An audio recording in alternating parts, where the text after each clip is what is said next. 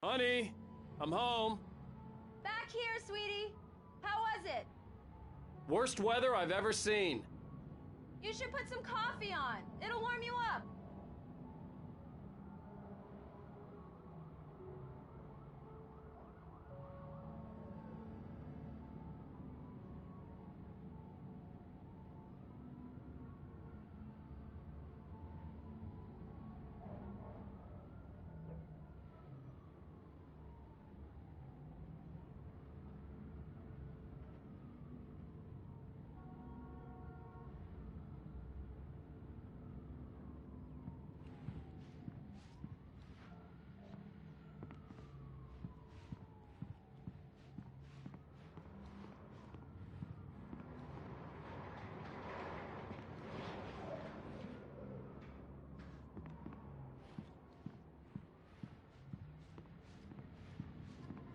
Hey, handsome. This is gonna be a long night, but these shots are turning out great. I guess you're gonna need that coffee then. I'll go put it on.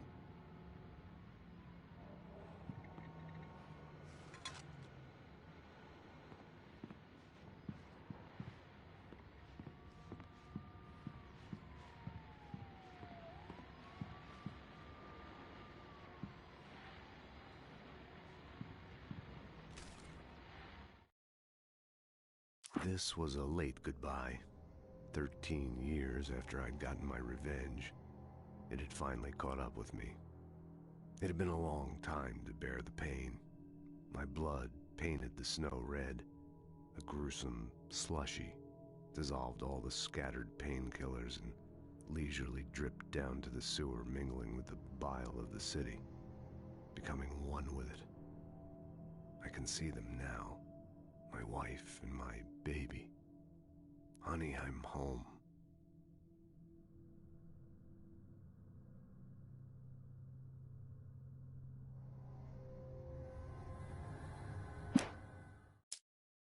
It's true what they say about the fall and the sudden stop at the end.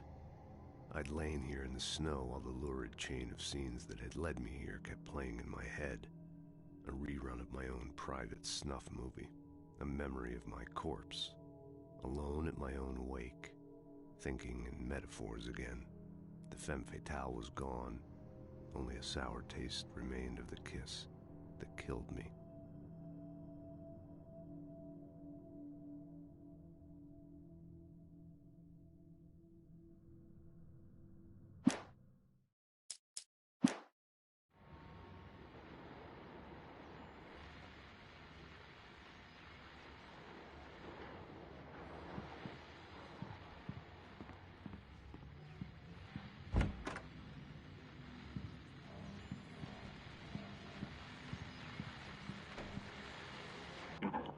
The continuing freezing rain and heavy snowfall have necessitated a winter storm warning in the entire tri-state area. People are advised to stay indoors as many roadways are already closed, and city officials are not expecting snow crews to keep up with the weather. We're now on the third day of the blizzard, and the weather is not expected to clear up anytime soon.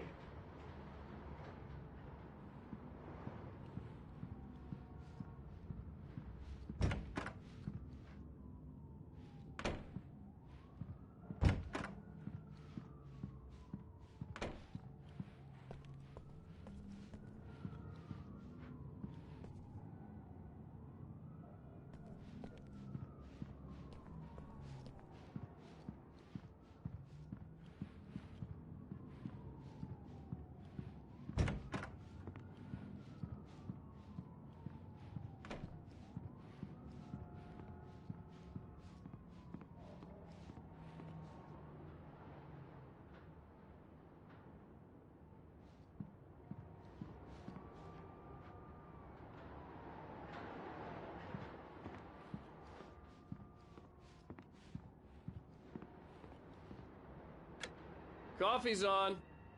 Great, thanks. I'll need it if I'm gonna finish this by tomorrow.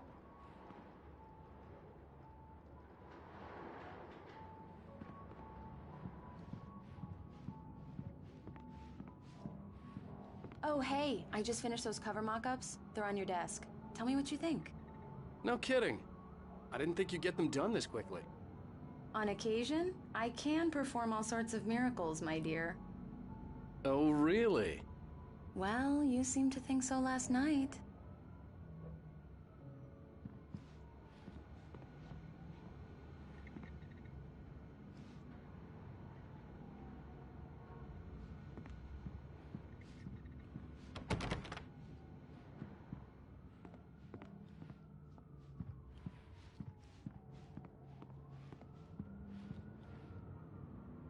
These look really good. Oh, sure, until Barry gets his hands on them. Which, by the way, will happen over my dead body. The last time was the last time. Oh, and speaking of Barry, he called. Alan! Alan, please check the fuse box. I'm right here. I'm on it, honey. Please hurry. Honey, it's a power outage. I've got the flashlight. Okay. Hi. You okay? I'm sorry. It just really spooked me. Don't worry. We'll just break out the candles. I know it's stupid, but it's just... especially when I'm not prepared for it, you know? It gets to me. I love you.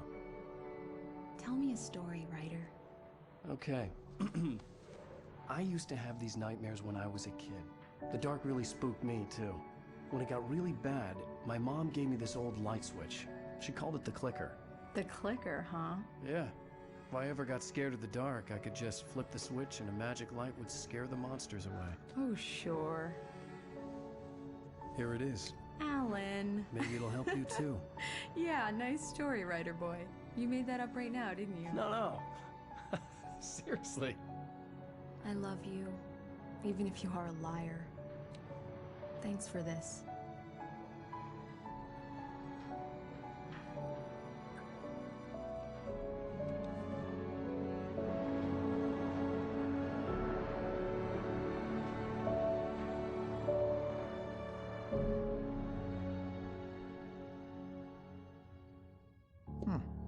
How do you feel, Mr. Wake? Any nausea, disorientation, anything like that? Mr. Wake, how are you feeling? I'm okay. My head's fine. I had to lie about my headache and memory loss. He'd send me to a hospital for tests. I couldn't leave without Alice. Very well. I don't think you have a concussion, but you've obviously been through quite a shock. You should take it easy for a couple of days. Thanks.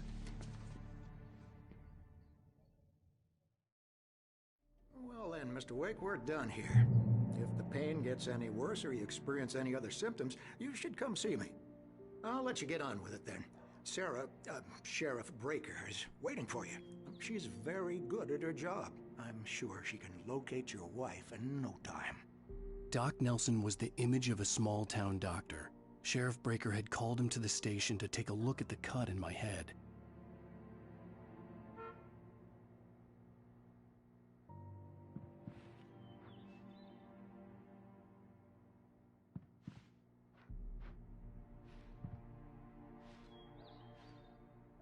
I'm sorry you had to cut your morning fishing short for this, Doc.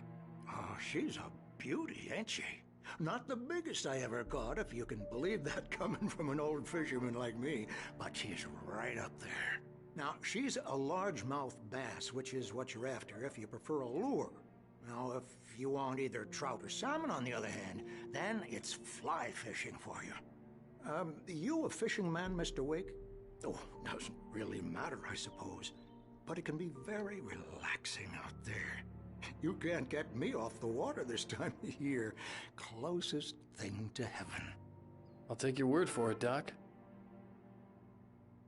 I believe you'll find the sheriff in her office. Just go down the corridor.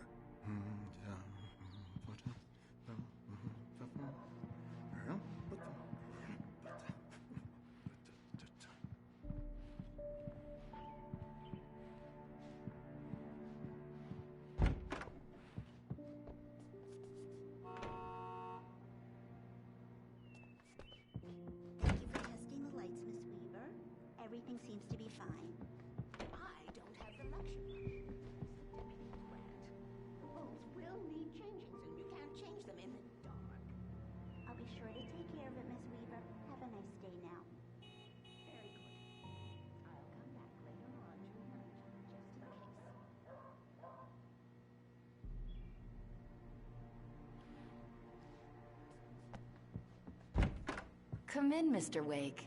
Your phone's on the desk. The battery was dead. It's charged now. Have you started looking for my wife yet? My men are already on it. Now, can you tell me what happened? I'm not sure. I can't remember. We were arguing. I walked out of the cabin. The cabin on Cauldron Lake? How did you end up at Stucky's gas station? I wanted to tell her what had happened last night, but I couldn't. She'd lock me up. Excuse me. I need to take this. Hello? Alice, please help me. Alice? Stop talking to the law. You'll do exactly what I say if you ever want to see your wife again. Who is this? Go to the back lot. There's a hole in the fence on the left. Look inside the junker. I left a little something there to convince you we're all on the same page here. After you ditch the cops, you're gonna meet me in Elderwood National Park. There's a spot called Lover's Peak. Midnight. Don't do nothing stupid, pal. We're watching you.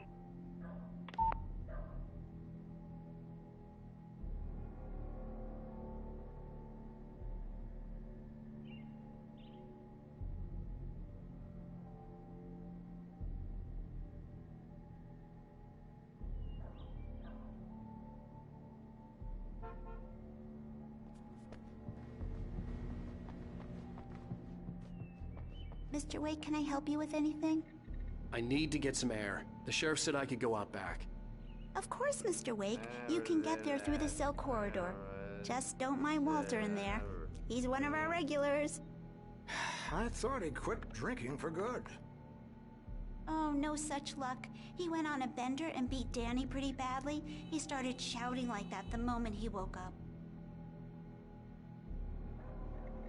You can get to the back lot through that door and down the corridor, Mr. Wake. Thanks. Hey! Hey, mister! Hey, can you turn the light? The light's on! The deputies, they don't understand. They won't listen to me. I need it to be bright in here!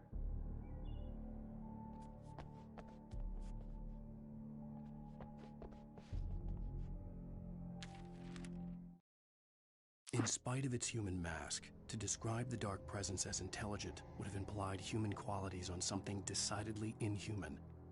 Nonetheless, it found the one spot in the diner that was dark enough. Some light spilled into the corridor, ravaging it. But it took the pain. Horrible as it was, the writer would soon fix that. He would be coming to the one place where it still had power.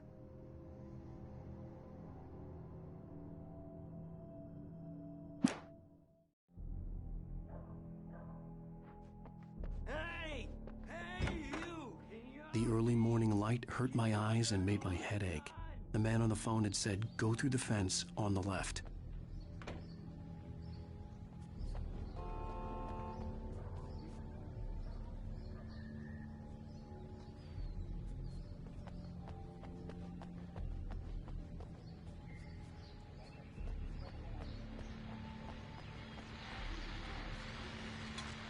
The caller had told me to find a hole in the fence behind the police station.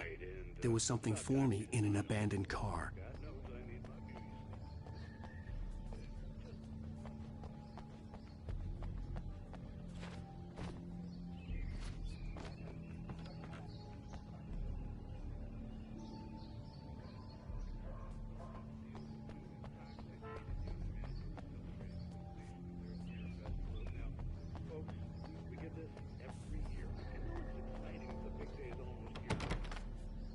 Save it for the party and leave the guns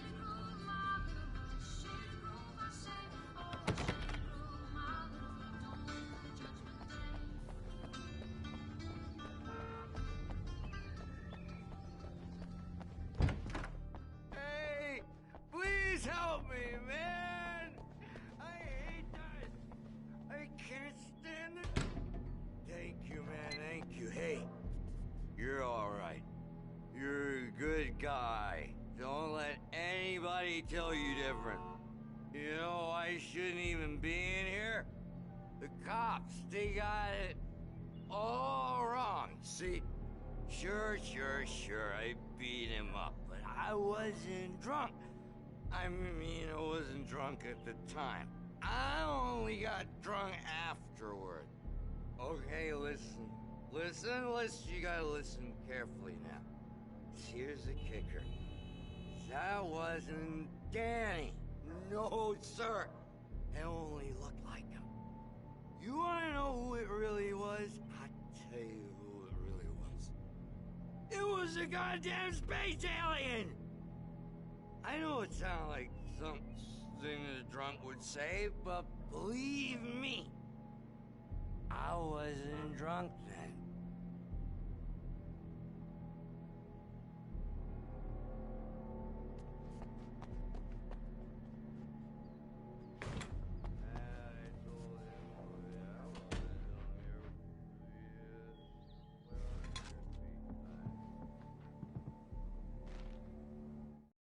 Alice looked through the viewfinder, lining up the shot. Cauldron Lake was breathtaking. Something caught her eye. A figure standing in the shadows behind the cabin, like a thin woman in a black dress. She lowered the camera and looked again. No one there. Just a collection of bushes that looked vaguely human-shaped. She shook her head and laughed.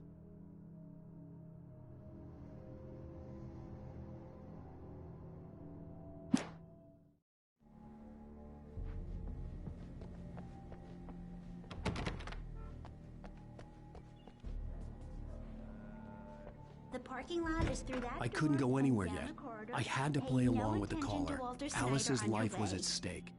Okay.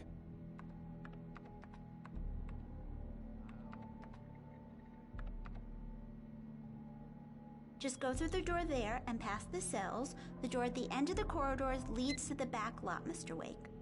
Right. Thanks. I know Walter. He sounds really bad. I'll keep an eye on him, but I think the only thing wrong with him is that he's a mean drunk.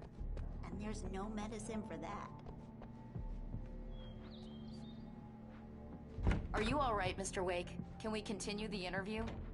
I need to go outside. Clear my head. Well, we can talk once you're feeling better.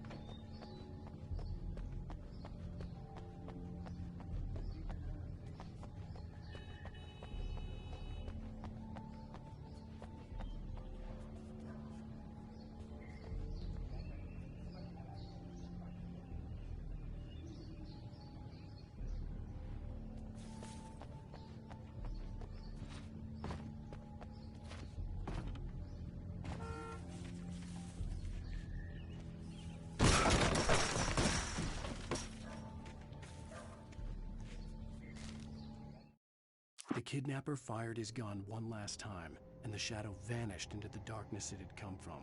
See? Nothing to it, Wake. The thought of Alice in his hands was revolting. We stood on the wooden platform of Lover's Peak, the waterfall on the mountain behind us, the lights of the radio mast blinking red in the heights above. I fought with the urge to take a swing, force myself to speak. Let's cut the act now. Where's my wife?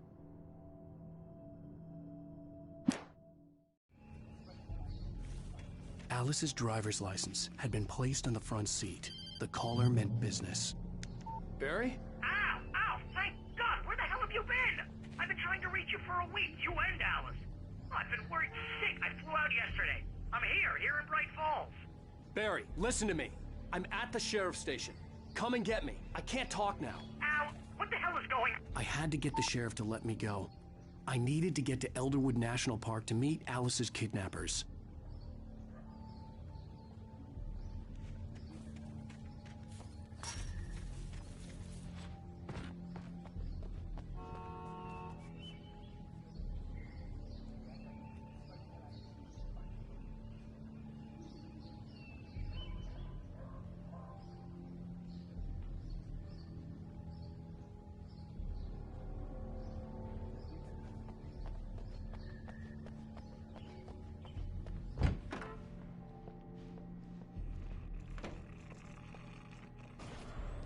writer is a light that reveals the world of his story from darkness, shapes it from nothingness. The way a sculptor carves a statue from a block of granite. If I stop, the world I'm making dies. Darkness will reclaim it. It's a long, hard journey into the dark. Alice's life is at stake, but I can't think about that, or I'll lose it. The dread lingers at the edge of perception. I'll push on. Anything is possible here. I'll write the story. I'll save her. Marvelous, Sarah. I just wanted to settle all the damage the Anderson brothers might have inadvertently caused on their recent and regrettable little outing. They are not accountable for their actions, of course. I can assure you that my staff has been reprimanded. Tor and Odin never caused any trouble to anyone when they were still living at their farm. Indeed.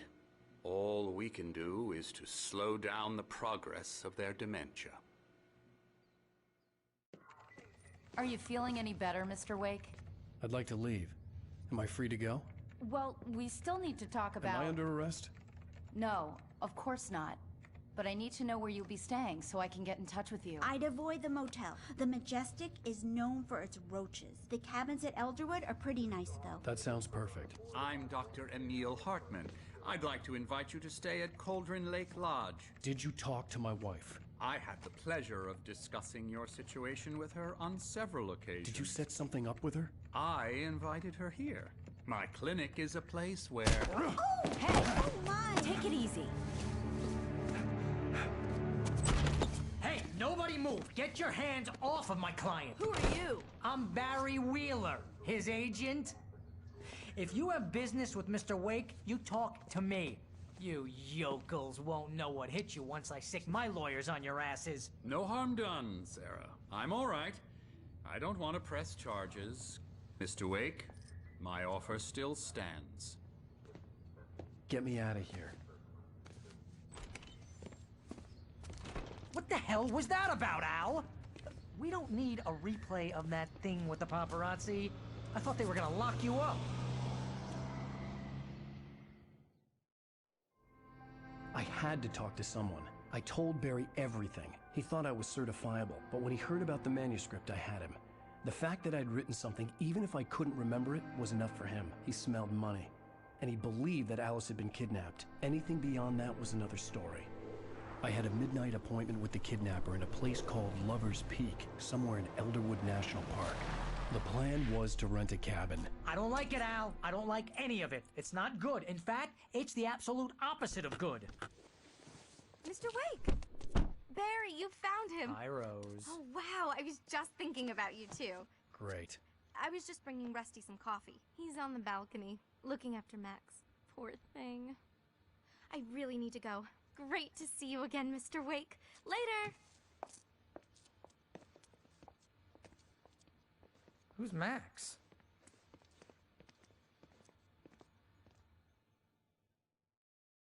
What an airhead. Jeez, Mr. Takes a swing at everybody.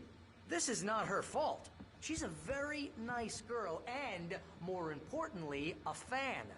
She even has a fan site dedicated to you. And she was very helpful when I was looking for you. Seriously, Al, what you were saying in the car, just listen to yourself. What, you shot a guy and his body just disappeared? When was the last time you slept? What, are you high? Have you been drinking? No! Look, Barry, I'm missing a week. And someone's got Alice. Do you and everything's understand just... what it sounds like when you say stuff like that? Don't get me wrong, it's a good story, could be a bestseller. But when you start confusing fiction with reality, you're buying yourself a ticket to the funny farm. All right, wait here.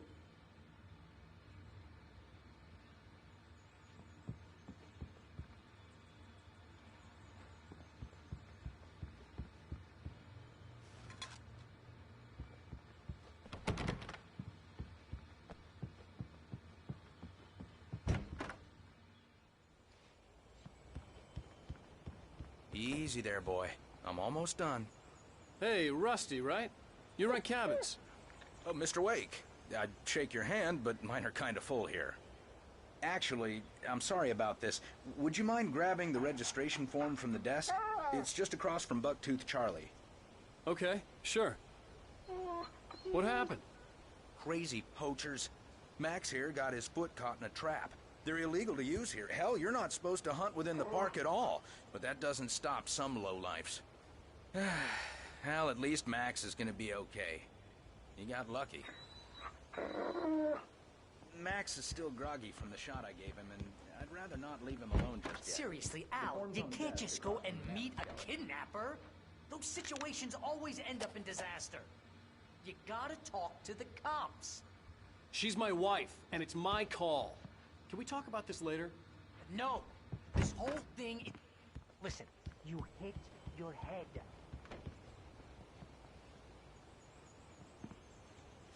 I think this is the form you wanted. And here are the keys. Okay, you're all set, Mr. Wake. Glad to have you staying here. Thanks. Can you tell me how to get to Lover's Peak? Oh, sure. It's at the end of the nature trail. Just follow the paths, you'll get to it eventually. It's an easy walk. Nice spot, too. If you have any trouble finding it, just keep your eyes on the radio mast. It's right below that. If you're trying to pull a joke on me, freak me out, it's working. Ha ha, let's have a laugh on Barry. Well, you had me going...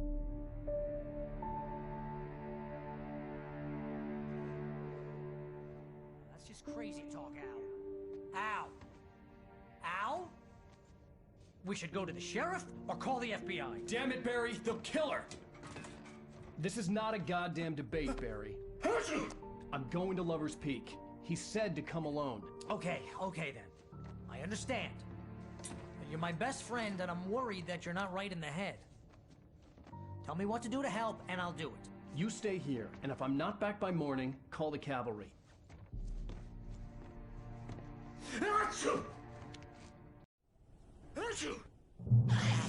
Just be careful with the natives, Al. These yokels are dangerous. Everybody hates a tourist, or it'll be deliverance all over again. Bless you.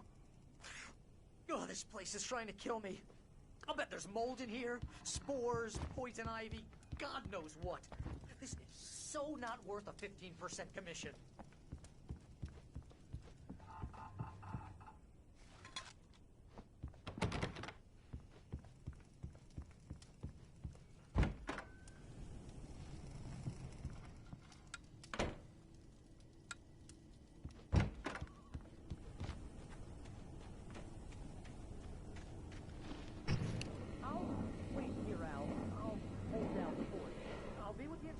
Every step of the way, Al. Walk through the door now.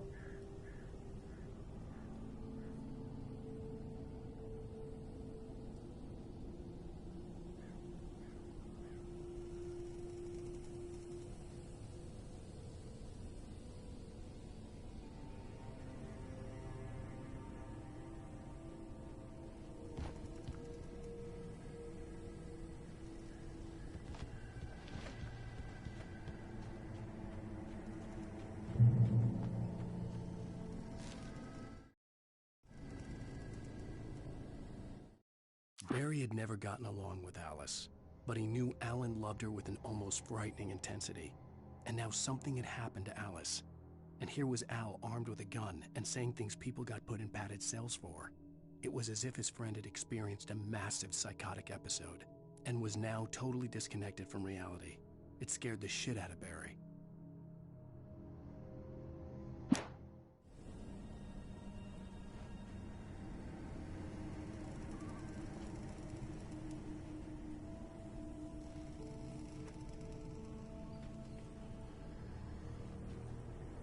Barry had the keys to the car he rented. Wasn't a long walk to the visitor center, and it wouldn't be any use to me in the forest.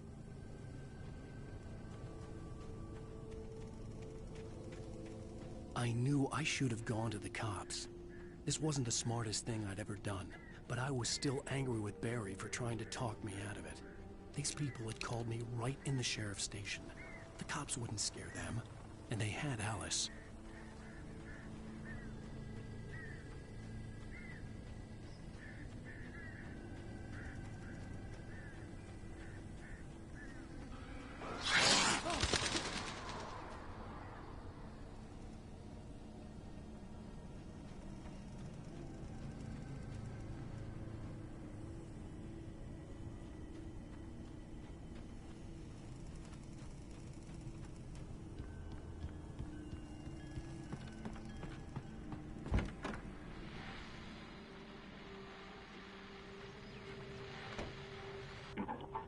Welcome back to the show, folks. As promised, our very own Dr. Nelson has just parked his rear end in the studio. Doc, what's your Deerfest plan like? My plan? You make it sound a lot more organized than I ever seem to manage.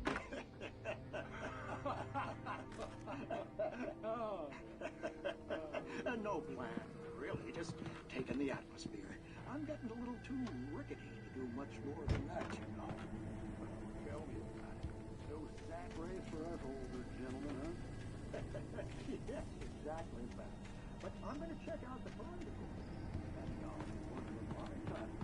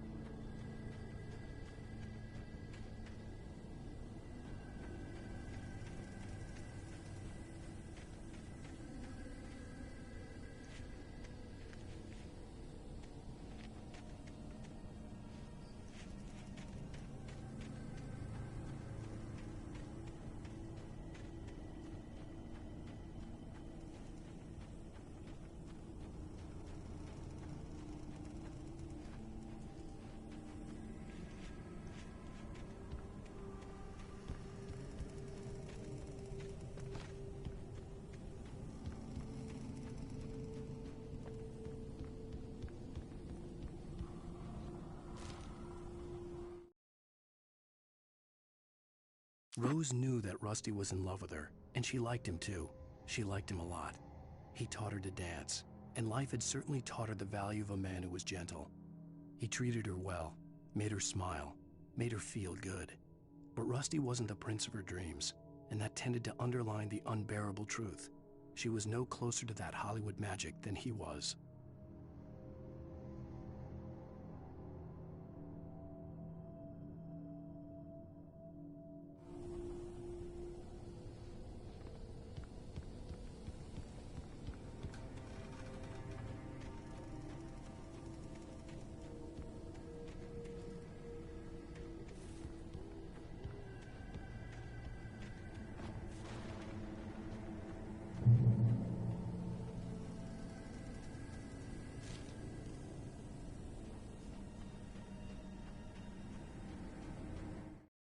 The air in the visitor center was heavy with an awful smell, as if some rotten drowned thing had crawled up from its grave. Rusty kept coughing blood. My eyes were drawn to the twisted shape of his broken leg. The attack had been vicious. Max whined in his cage. Rusty's eyes were wild with fear and terror. He gasped. "Mr. Wake, it happened just the way it was on that page."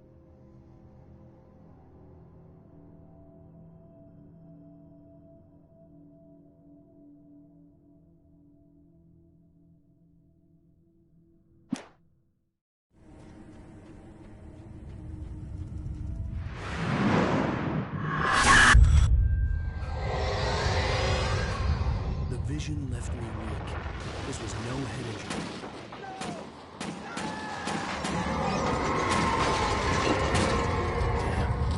Rusty, hang on! Oh God! I'm coming! Please, help me!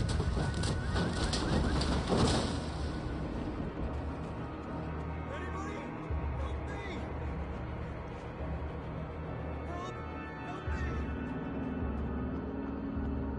Help me! Can you hear me?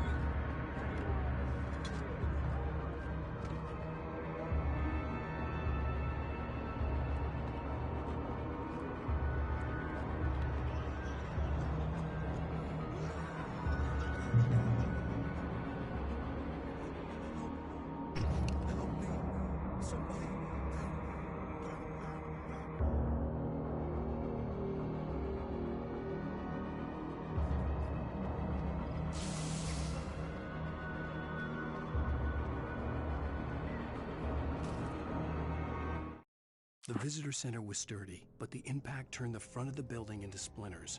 Rusty was thrown across the lobby like a rag doll and hit the far wall hard. It didn't hurt until he tried to move and saw his leg bend the wrong way, felt the broken rib stabbing him on the inside. Rusty howled in pain and fear, suddenly afraid to die alone.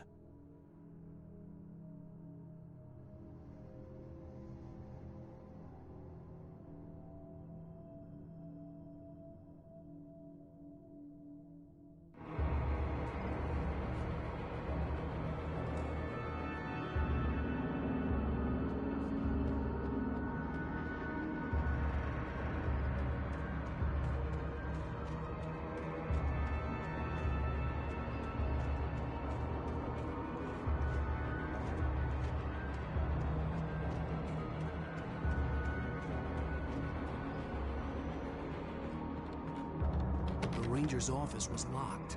I'd need a key to get in.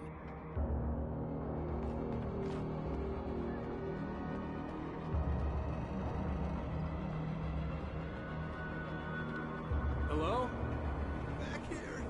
I'm back here! Hey, please help me! Mr. Wake? Oh, hell. It happened just the way it was on that page. I found. Came true. It knew. So dark. It'll come back for me. You must... The lights. In the office. I have the key. Okay, Rusty. Hang on. I'll be right back. Whatever did this couldn't be far. Rusty had found a page from the manuscript. It would help me understand what had happened.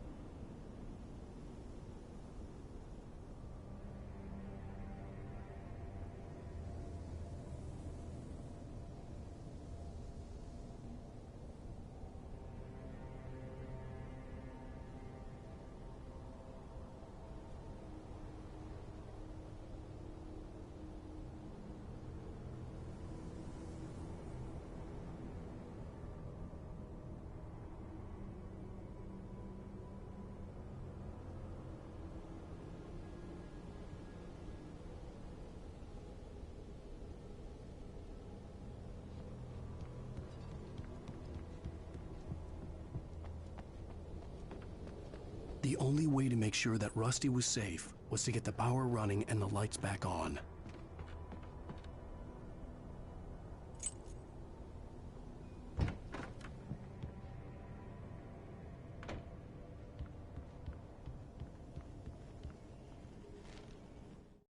At the last instant, I changed direction and threw myself down.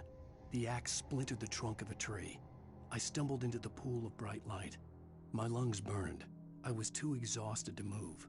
I tensed as I waited for the killing blow, but it never came. I raised my head. Nothing moved in the darkness beyond. For the moment, bathed in the cold light, I was safe.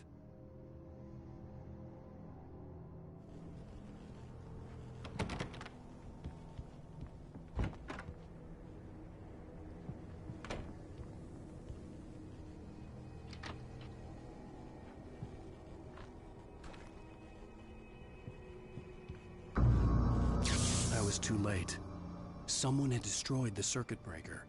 There was no way to get the lights back on.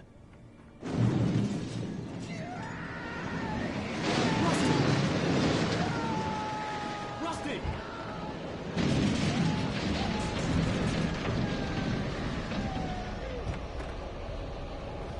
The ground was covered with oily patches that looked like liquid darkness.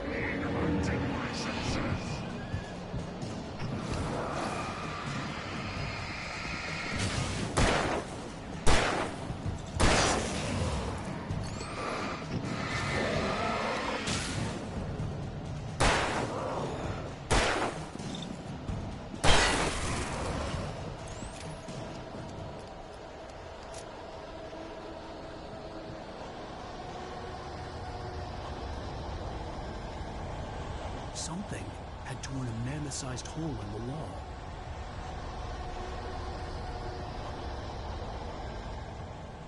Please don't feed the animals.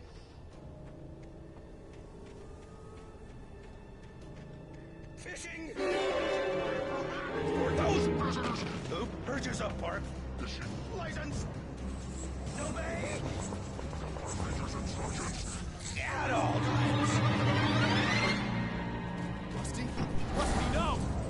Never closer than 100 yards. To bears and wolves, never approach any other wildlife closer than 25 yards. must be leashed. At all times. Never leave your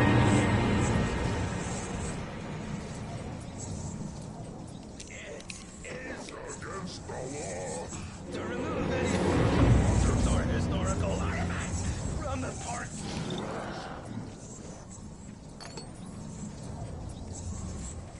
This includes even you may or even simple berries.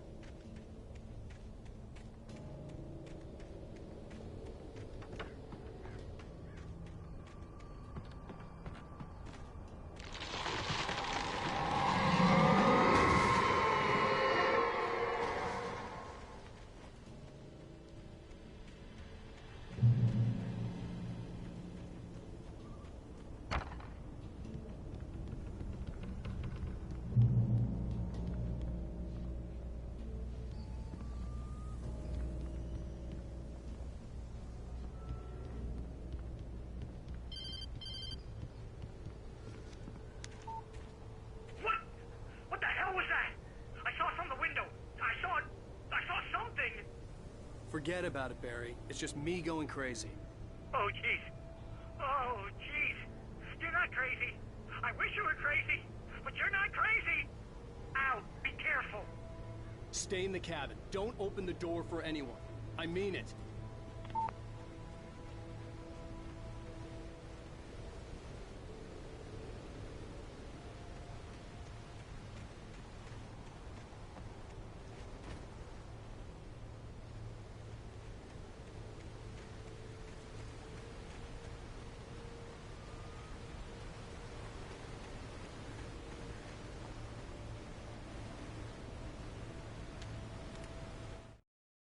In that last instant of consciousness, Rusty thought about Rose. He was older than she was. Rose was barely out of her teens, but she made him feel young and forget what a train wreck his long-dead marriage had been. He still wore the ring. He'd been waiting for her to tell him to take it off. Now she never would.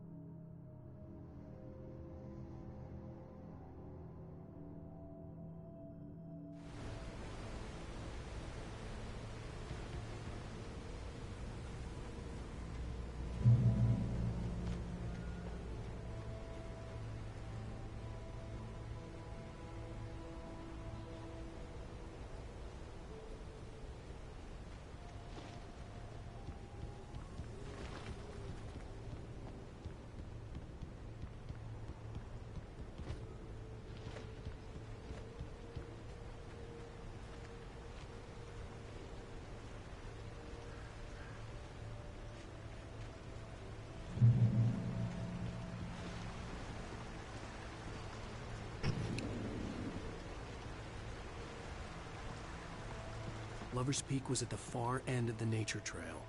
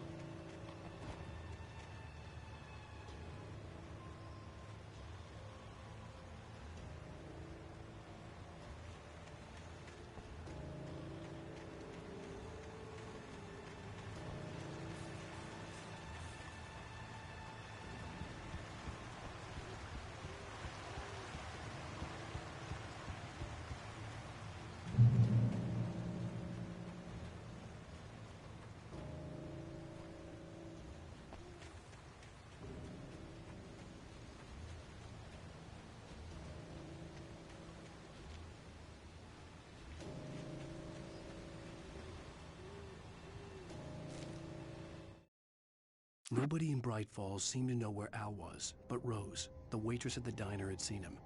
From what Barry could tell, Al pretty much fell off the face of the earth when he left the diner. Rose was just the kind of fan that Al hated, but she really tried to help. She was smart too, knew a lot about what was going on in the town, knew a lot about Al, even knew who Barry was. Barry liked her. That was no big surprise. When it came to women, Barry and Al rarely saw eye to eye.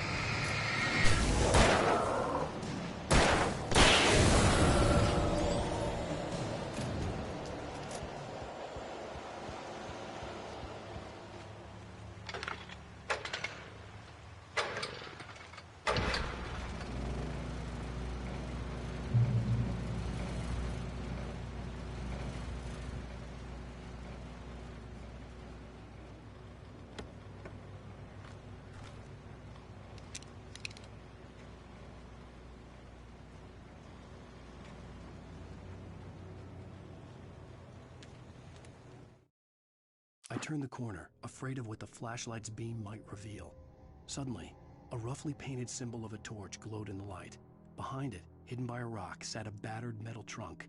It was here for a reason, packed with supplies, batteries, flares, ammo, things you need to make it through the darkness of the night.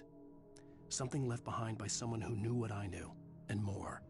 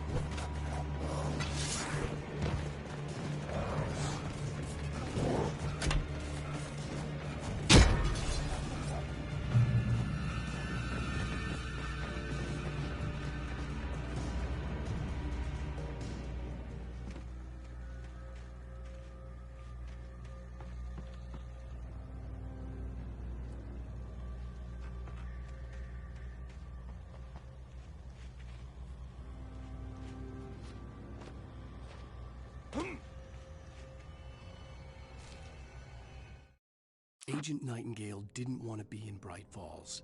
These little communities revolted him, and he didn't like the trees or the coffee. He now knew that impossible horrors lurked behind the storefronts and smiles.